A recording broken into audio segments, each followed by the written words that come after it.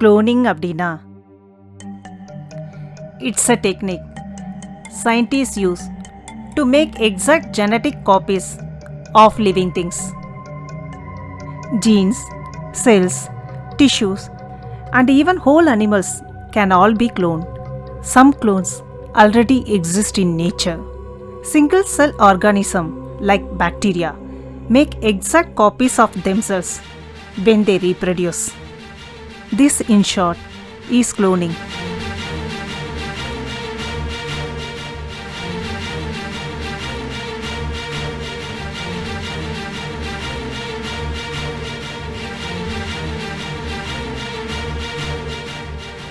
Actually நம்ம வேதத்தில், அதாவது ரிக்வேதத்தில் இதை பற்றி இன்னும் விரிவாக இருக்குது.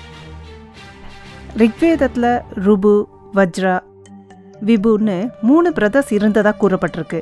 அவள் தன்னோட பேரண்ட்ஸை முதுமையிலேருந்து இளமைக்கு மாற்றிருக்கா.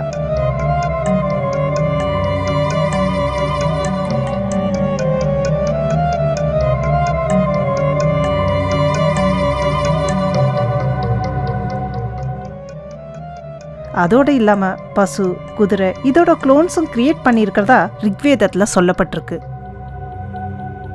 23,000 வருஷத்துக்கு முன்னாடியே குளோனிங்கை பற்றி வேதத்தில் இருக்குது.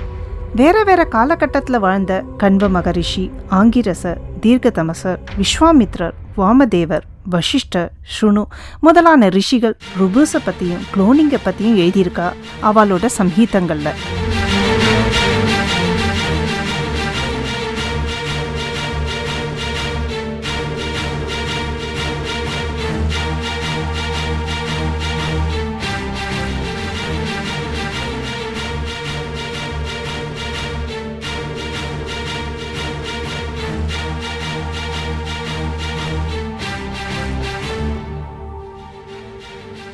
இதெல்லாம் வச்சு பார்க்கும்போது நம்மளுடைய முன்னோர்கள், ரிஷி முனிகள் ஹியூமன் குளோன்ஸை பற்றி ஆராய்ச்சி பண்ணியிருக்கா.